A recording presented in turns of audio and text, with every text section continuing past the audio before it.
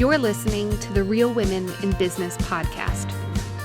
I'm your host, Cass McCrory, and in this podcast, we highlight women in all kinds of businesses.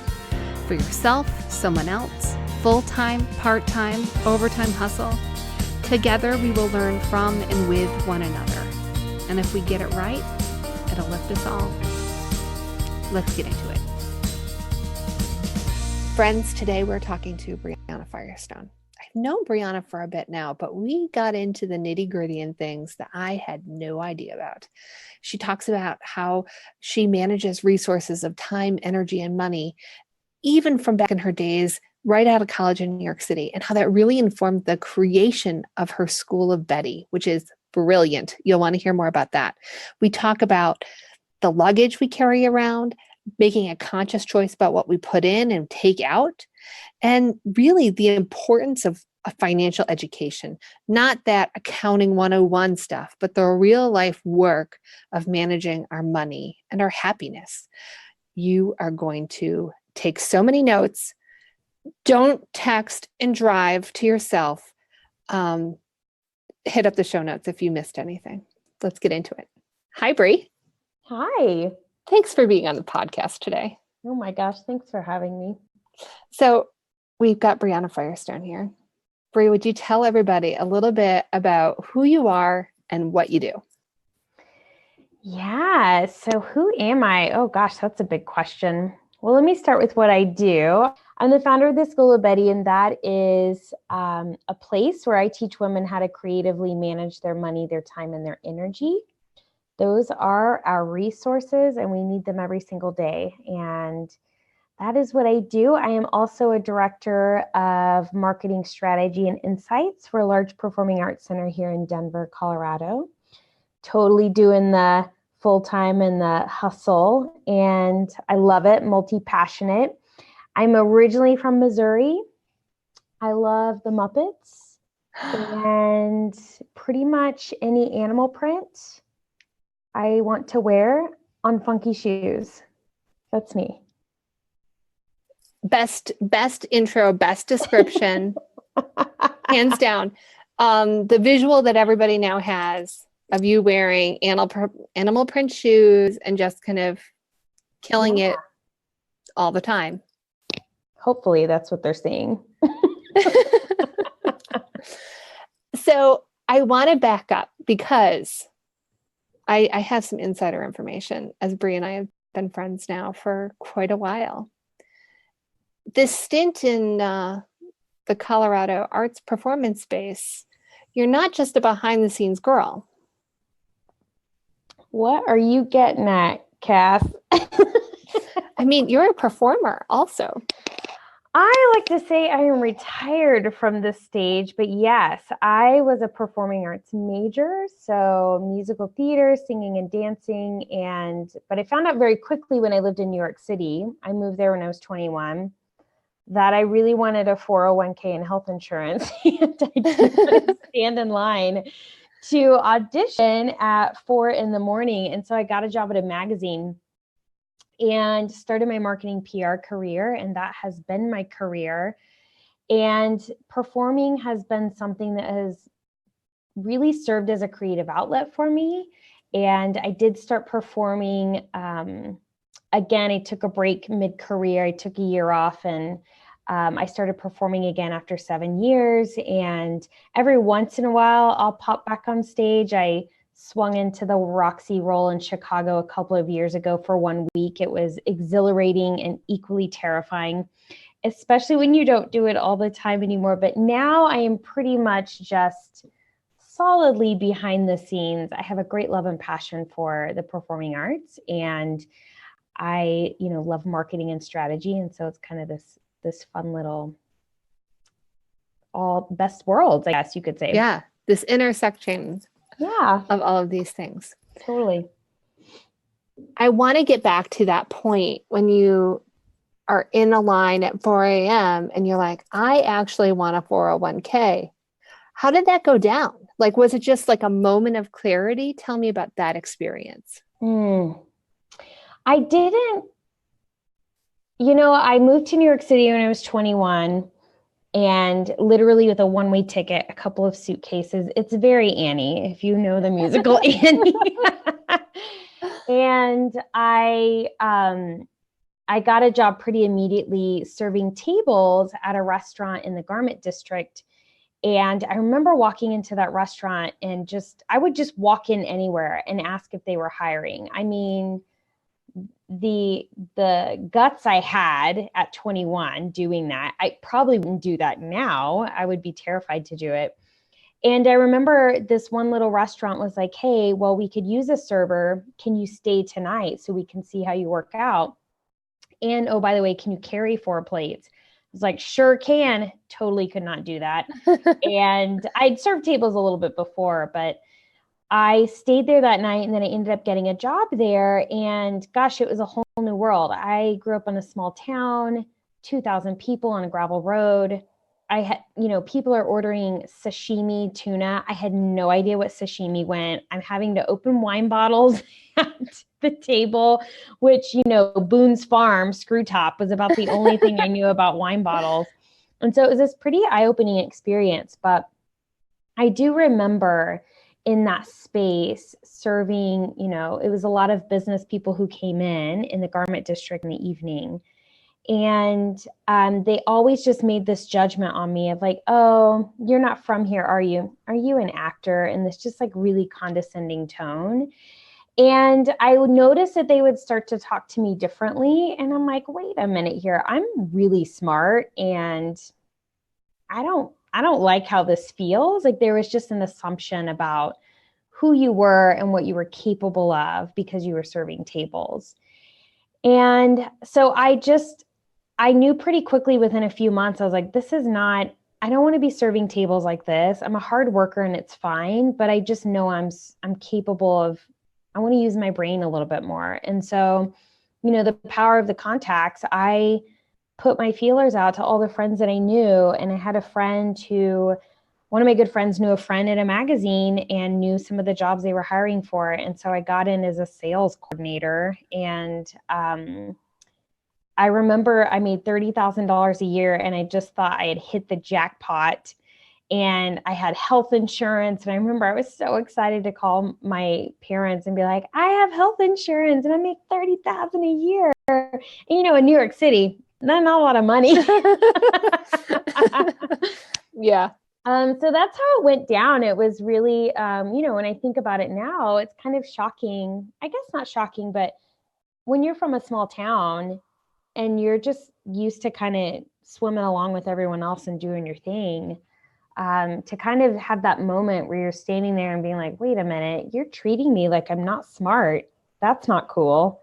To kind of have one of those first moments, it's pretty powerful, I think.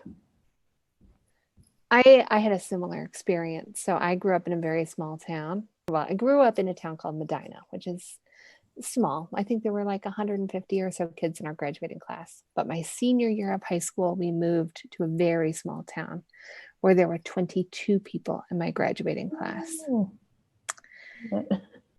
Very small. And it really made me want to get out. And I also moved to New York. And I lived in Westchester because a guy I was dating at the time was in Westchester, and that seemed like as good a place as any. And I also remember, I hit the pavement in the city trying to get a job. I parked myself at a coffee shop outside of what was Saatchi Roland back in the day. Yes. Yep. And gave my resume and talked to literally every person that I thought was potentially a professional. They're like, you'll be on the next bus back. You'll never make it here. And I remember really feeling like, wow, these assholes are going to feel real stupid one day. And I hope they do. I hope they do. But totally. Like, I remember having like a very clear moment of they don't think I'm good enough. And it's going to be one of my things in life to prove them wrong. Agree. It comes out of nowhere and you're just like, oh, is that a challenge? Right. We're doing that. Accepted. Yes, sir. Yeah, I remember that feeling. I think that, now, decades later, I can look back and be like, wow, you were enough. I'm really sorry that you didn't have enough people whispering into you in that time that you were enough, because you worked really hard to get a lot of people's approval that you didn't actually need. Oh man, for sure. For sure. But I also feel like I kind of needed to go through that process. Totally. It was, I think moving to New York City and having that experience of really understanding what grit is and how bad you want something is pretty powerful. I learned very quickly. I'm like, yeah, I love performing.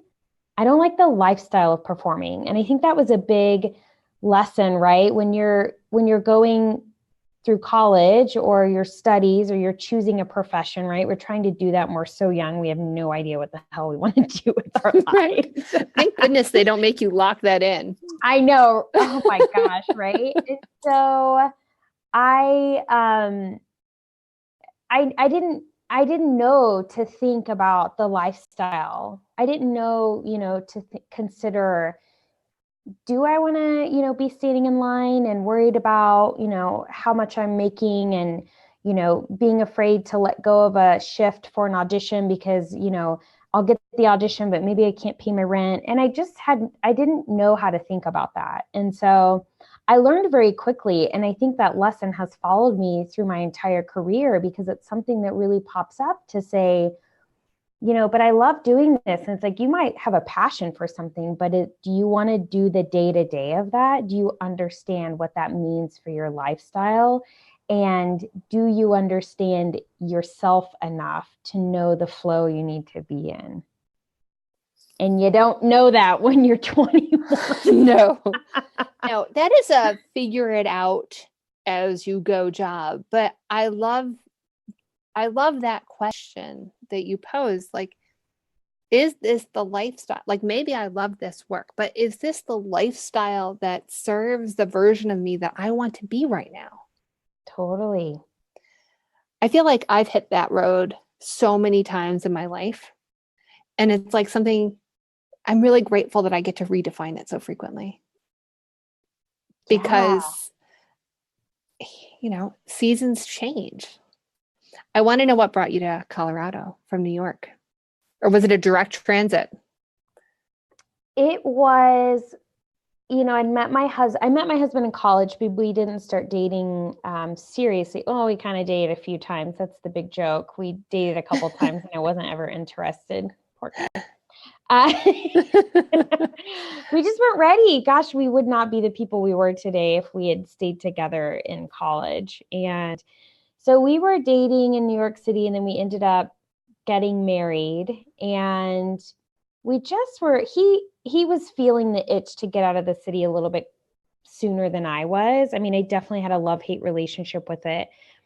I worked in PR, in design PR, and I loved it. It was a lot of pressure. It was super stressful. I traveled a lot.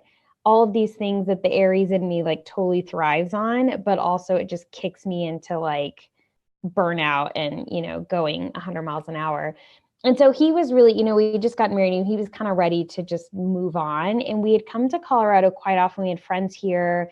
We loved snowboarding. I mean, we would, go to Vermont quite a bit when we lived in the city. And at that point too, we had been in the city over 6 years, carrying your groceries 10 blocks up 3 flights of stairs. It's real fun when you're 21 and then all of a sudden you're like, wait a minute, if I could just drive a car into a parking lot and get my groceries, like, wouldn't that be the most amazing thing? So all the things you hated growing up because they felt so pedestrian, you're just like, I'd really love to just walk into a mall right now. That would be so great. So we came here. It happened really fast. He was working, he was a sommelier and working in the wine industry, and his company just happened to have a position here in Colorado. He flew out. He was offered the job on the spot. He found a sublet, and we were gone a month later. I mean, it happened so fast that, after we had gotten married, we're like, yeah, let's start thinking about this. That was in February.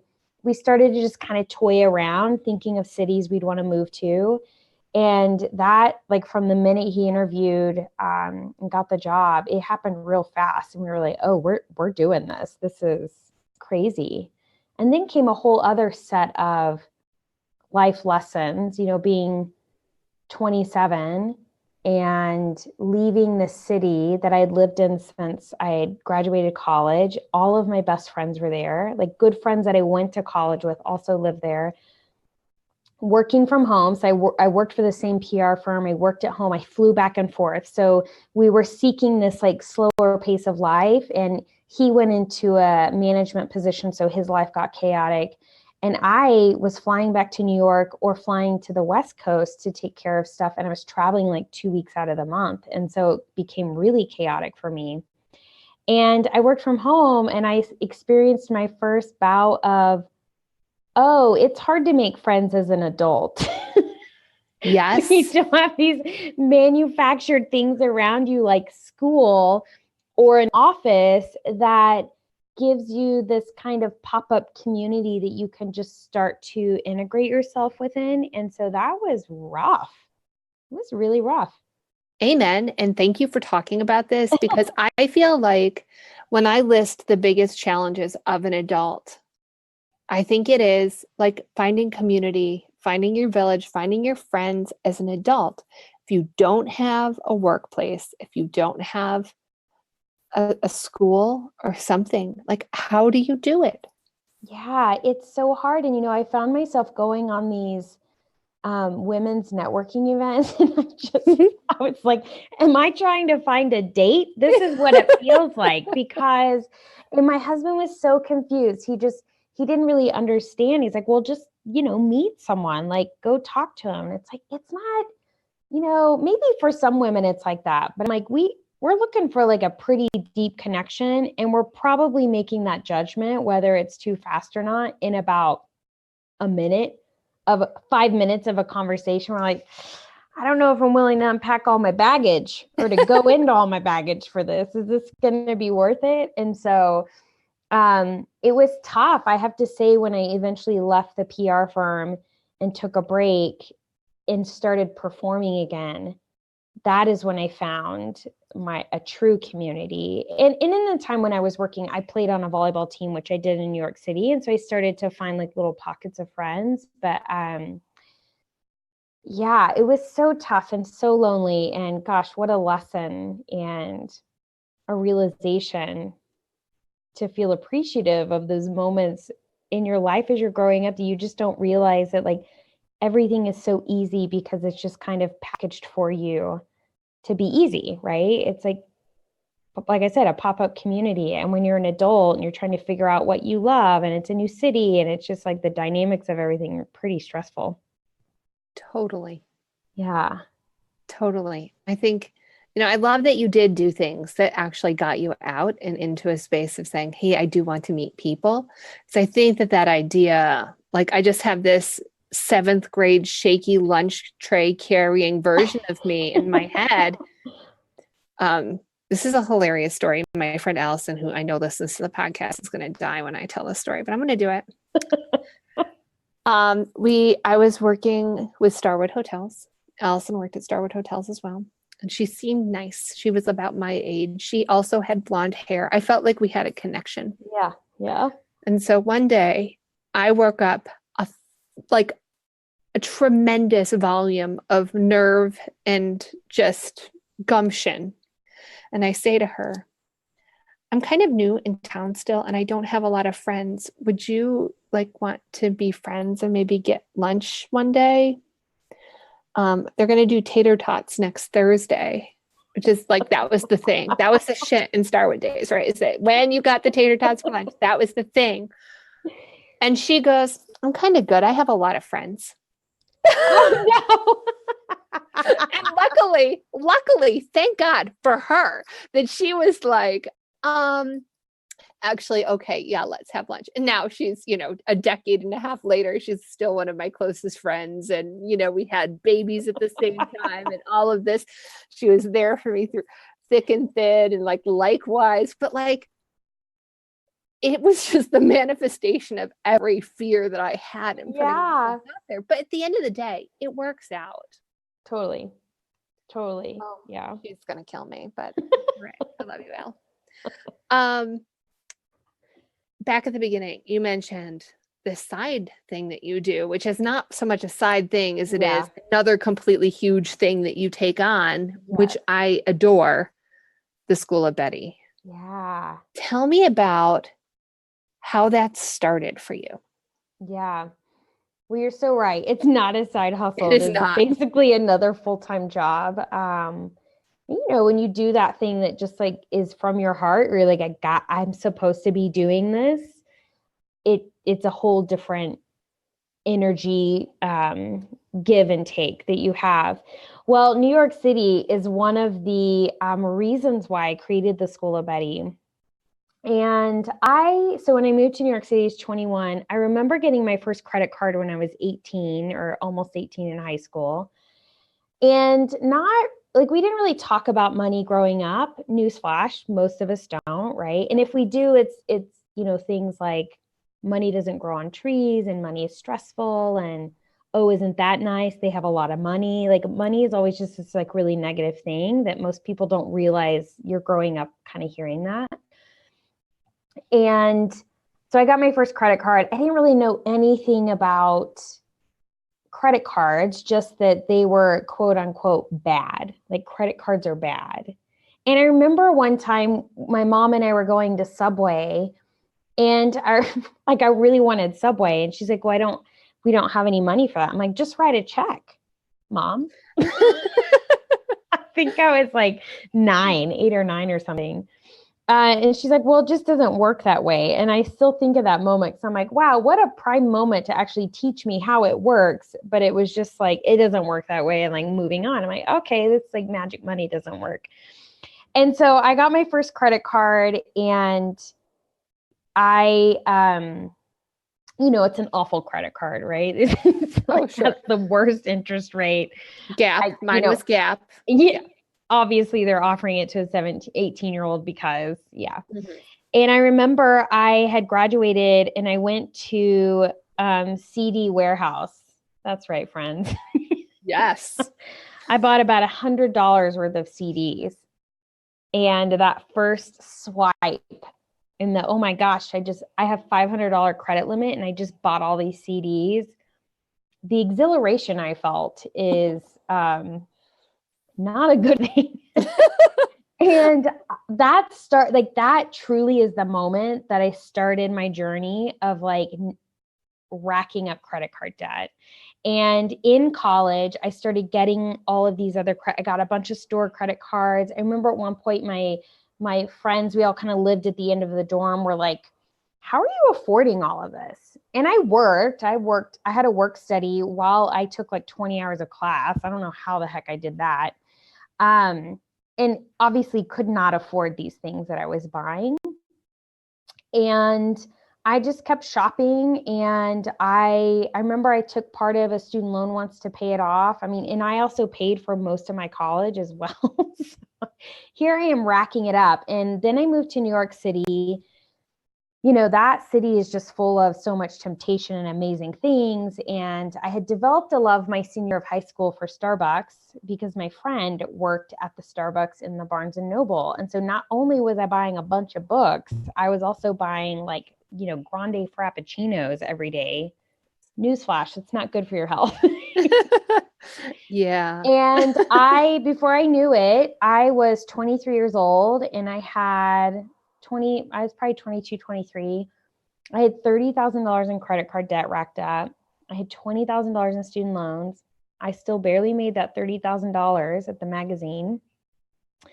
And I just had this moment where my boss at the time was talking about her credit score, right? I'm 22, almost 23. And she's talking about a credit score, and I have no idea what she's talking about. What a tragic, tragic thing, right? And she's like, oh, it's so bad. And she's just talking about a number. And she's like, this is the place where I get it from. And I'm like, oh, that's interesting. I don't know what this is. I'm going to get my credit score. Well, they tell you, when you get your credit score, they tell you all the reasons why it's not really good if it's not a good one. And I had this moment of, I saw members of my family struggle with money. and money be so stressful. And I remember saying to myself, I would never allow myself to be that person.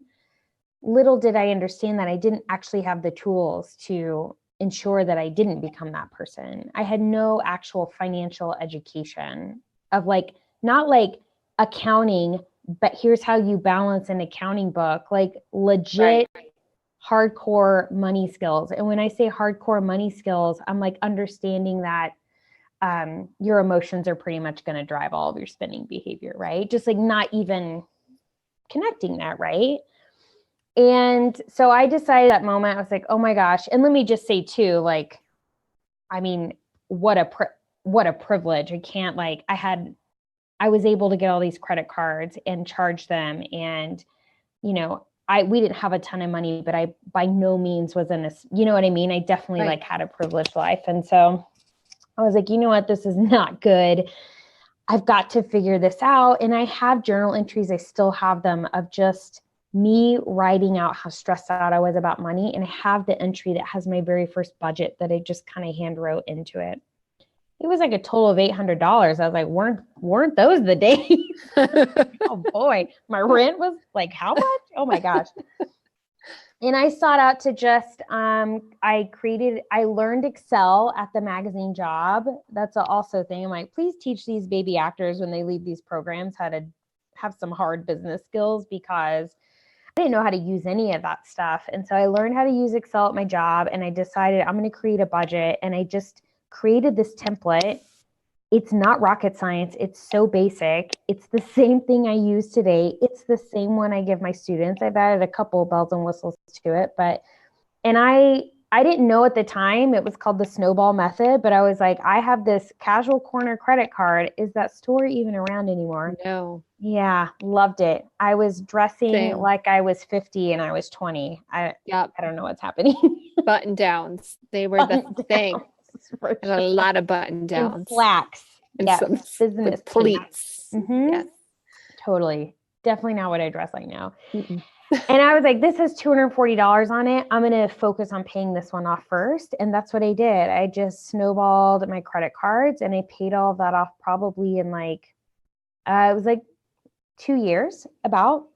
And I just really stuck with it. I ate a lot of things I boiled eggs. I ate things that weren't exciting, and I stuck to my budget, and I just paid it off. And I started to have friends ask me how I did it. And so I would like share my Excel spreadsheet with them. And so I kind of got to this place where I understood, okay, here's a budget. I know how to live within it. And of course, at that time, I'm starting to make more money. And I didn't really use credit cards anymore.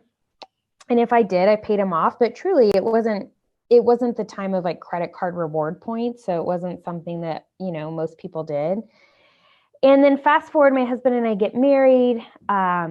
You know, we pay for our wedding in cash. You know, we are pretty responsible. We're doing all the things. We moved to Denver. And, you know, I had left the PR firm, and I wasn't working for a year. I was just doing freelance and doing performing. And my husband was laid off. And once we had bought our house, we kind of slipped back into relaxing around our money. Because, you know, when you're trying to buy a house, you're like diligent about getting that chunk of change so that you can put a down payment. Yeah. And all of a sudden, my husband's laid off. We do not have a lot of money in our checking account. We were not diligent about putting money back in our savings, and I didn't have a job. And I had this moment. I remember exactly where I was standing in my house. I was standing right in the middle between the dining room and the living room. And I just was like, oh my gosh, like we're in a really bad spot. I have to do something drastic. So I was like, I'm going to give up shopping for a year. And so I laugh because everyone who knows me was like, I mean, I spent my weekends at DSW and Ross. I mean, I wasn't buying like crazy expensive handbags, but who cares? I was just getting more stuff and still dropping $300 or $400. And I wasn't, you know, going to Italy for the PR. I wasn't doing all these fancy trips anymore. I really didn't have anyone to dress up for beyond myself. And I was like, all right, I got to do something drastic. I'm going to give up shopping for a year. And I decided what my rules would be. And I couldn't buy, you know, shoes, handbags, things. could replace things, but I would really have to make sure that I needed to replace them. And holy smokes, it was so hard. But it was in that year that all of these like light bulbs went off. And I truly had this magical experience of connecting the dots between emotions and our money, and just finally having the light bulb moment of, oh, I just wasn't happy, or I was trying to check something off my list, or I was bored. Like I just, like most of us who find ourselves mindlessly shopping, when I wasn't present about anything. And shopping was just a way it's a way we grow up learning how to celebrate, how to make ourselves feel better. It's like celebration or soothing for anything. I mean, even religious holidays, like Easter, you're getting a new dress, like we just learn that shopping and consuming things is a way that we're happy.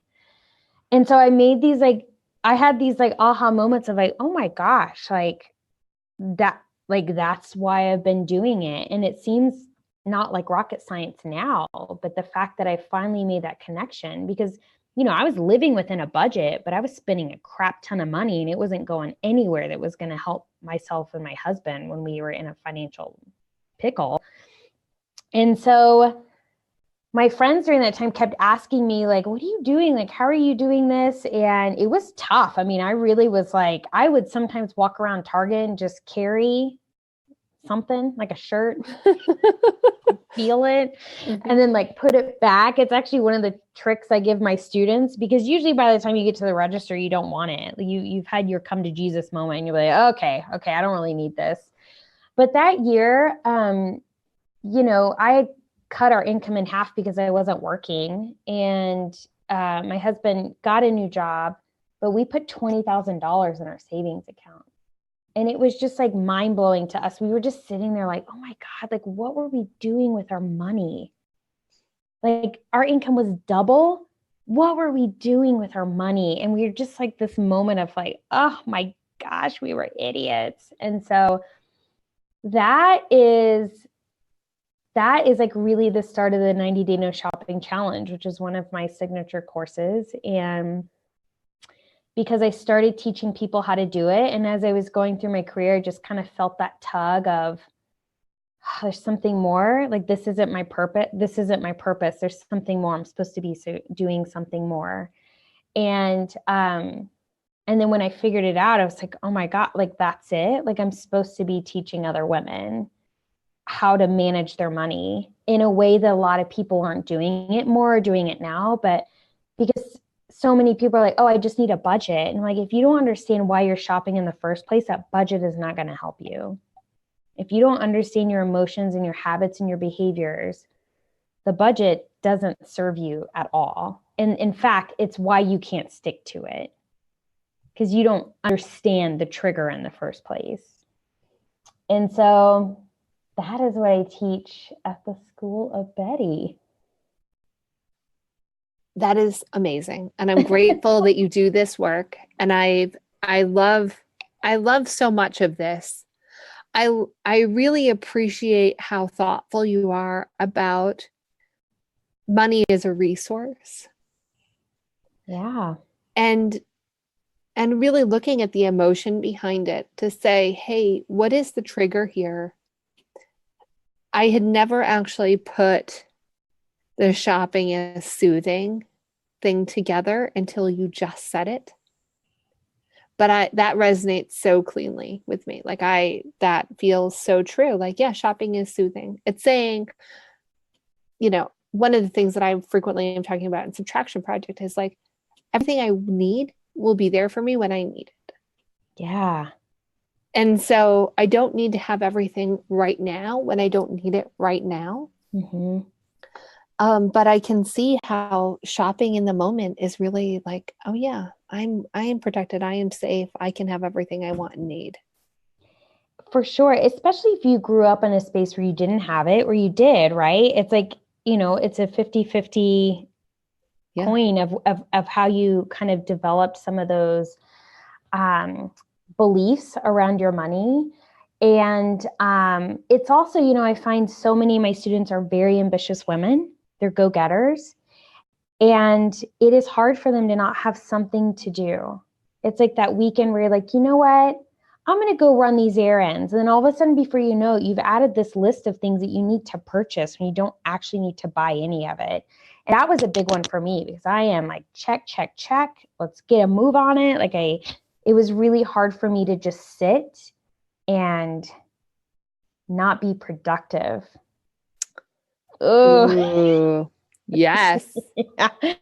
Yeah, right. Like God forbid you actually relax and do nothing because all of a sudden you're lazy. And it's so this is why I became a life coach, because when we're dealing with our money, we're dealing with life. And I tell my students, managing your money has nothing to do with your money. It has everything to do with your emotions and everything else. And when my students can start to find the connections and unlock their habits and their behaviors around their money, then it's like the doors swing open and they're like, okay.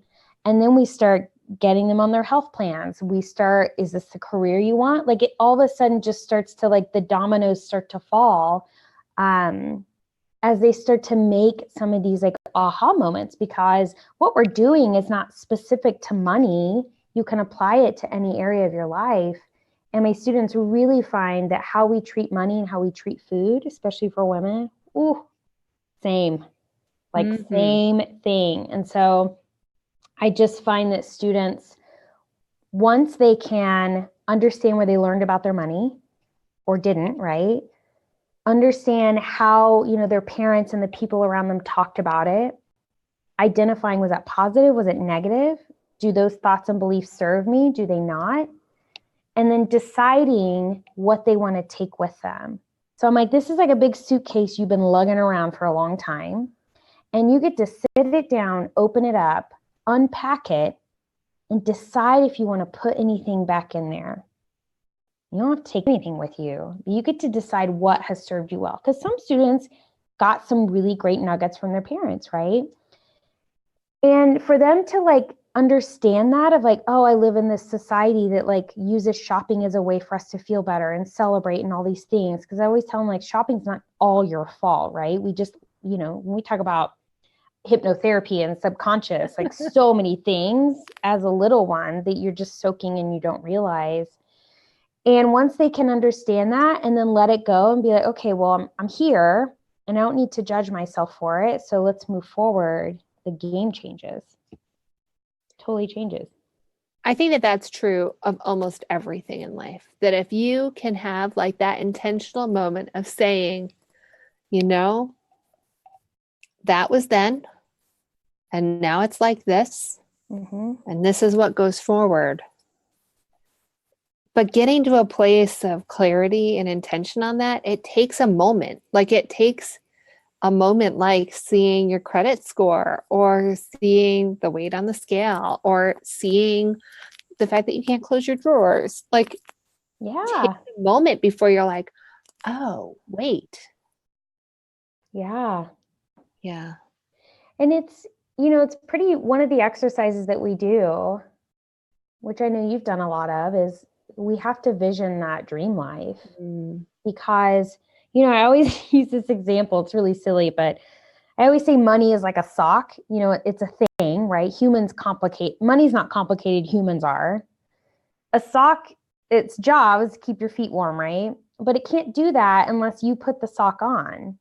And the same, like your money's job is there to serve your life in the way that it, is in your highest good. It can't do anything unless you tell it where it needs to go, unless you guide it. And, it's so many of my students are just in this avoidance. And I'm like, newsflash, friends, your money, you're going to be dealing with it every day of your life for the rest of your life. There's no like time to say, I'll get to that. I'm like, money will control you and do what it wants to do, whether you're looking at that bank account or not.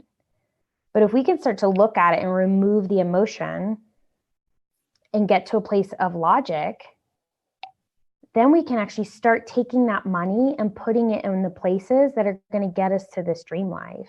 And so many of my students, they have this aha because they actually never even thought to fantasize about the life they want to live.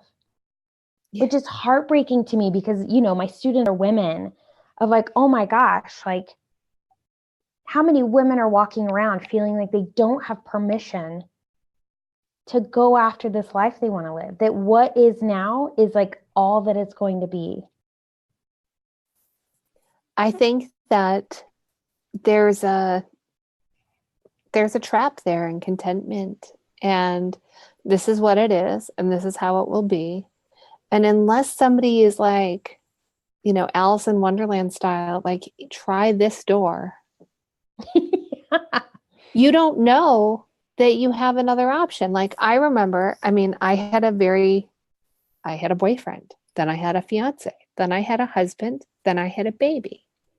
Then the entire thing blew up. Yeah. And I was like, what am I going to do now? And like, by the grace of the universe, this woman, Andrea Shearer, and I'll link to this in the show notes, she had this program called Mondo Beyond, how to dream a life beyond your wildest dreams. Oh, I love it. And she still runs it. You can look it up, Mondo Beyond. And one of the exercises that we did was we made a list of 100 dreams. Oh, I love that. And it was really powerful. And one of my dreams was that I was going to have more kids. And that was like one of the biggest, most far-fetched dreams for me in that moment.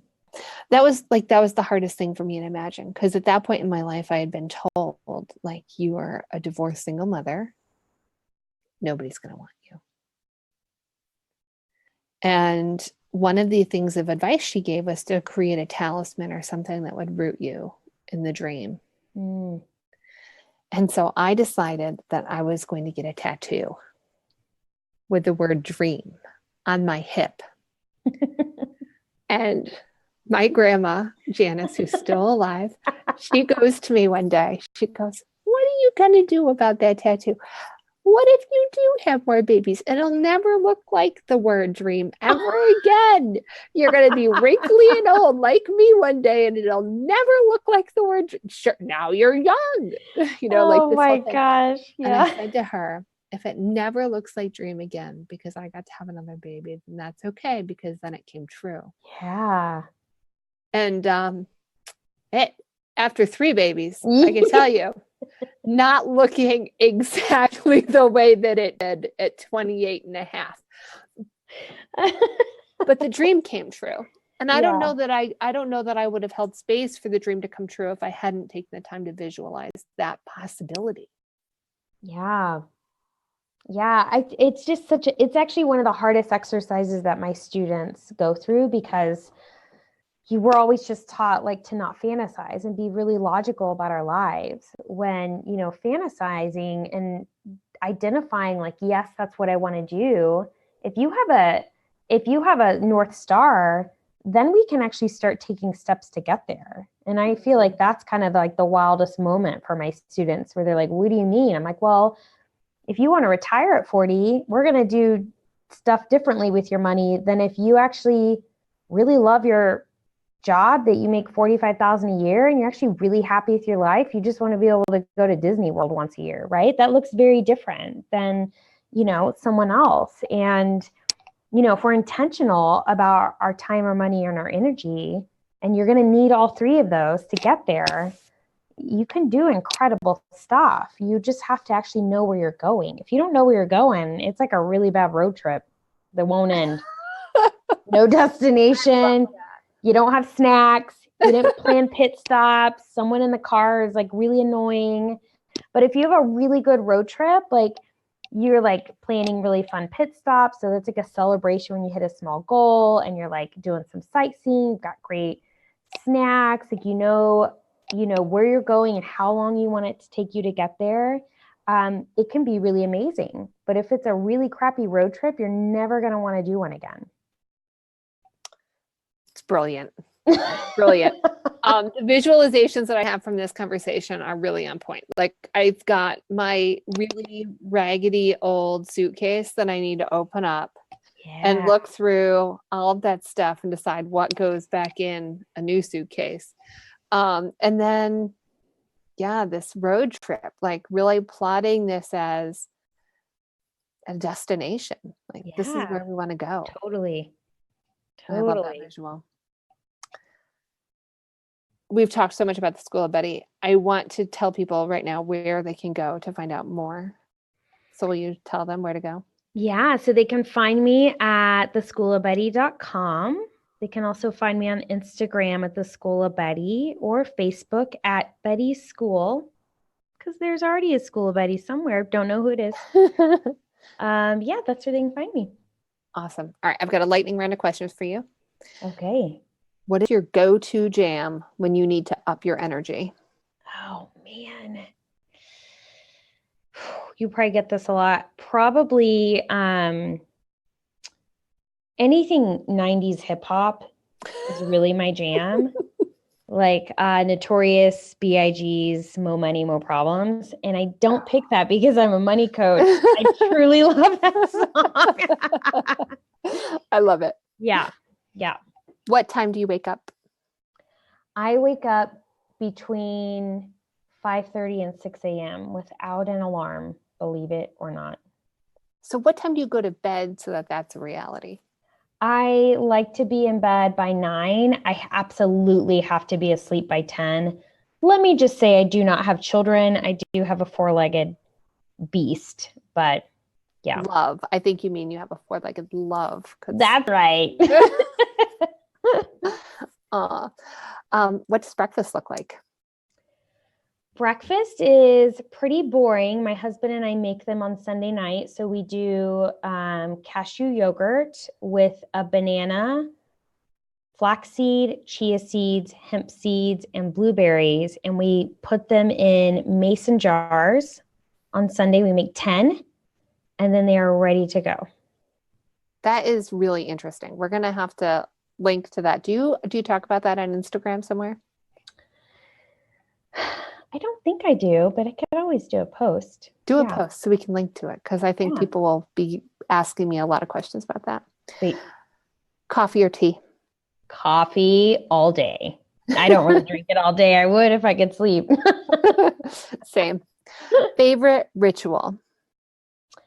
Favorite ritual? Oh, I would say my morning routine. I wake up, I turn the coffee pot on, feed my dog. I journal immediately. I go through my day to say what is my focus for the day. And then I meditate, and then I walk the dog. And I just love it. It doesn't take long. It's not long, but. What is a book you've given the most? As in like bought for people? Yeah. Oh. Or recommended even. The Giving Tree. Oh, such a good one. It's so good. It's such a good one. Like when people are graduating or, it's just I remember getting that as a kid from my dad. And I think my husband got it as a kid too. And we just have always been like, that's such a good book. Yeah. What can someone do to help you feel appreciated? What can someone do to help me feel appreciated? Say, I appreciate you. Words of affirmation. Mm-hmm. That's where it's at. Yep. Awesome. Bree, thank you so much for your time and sharing so generously. You gave so many awesome, actionable things that we can do to, be stronger as women in life. And I think that translates so perfectly into business too. Yeah. Thank you for having me.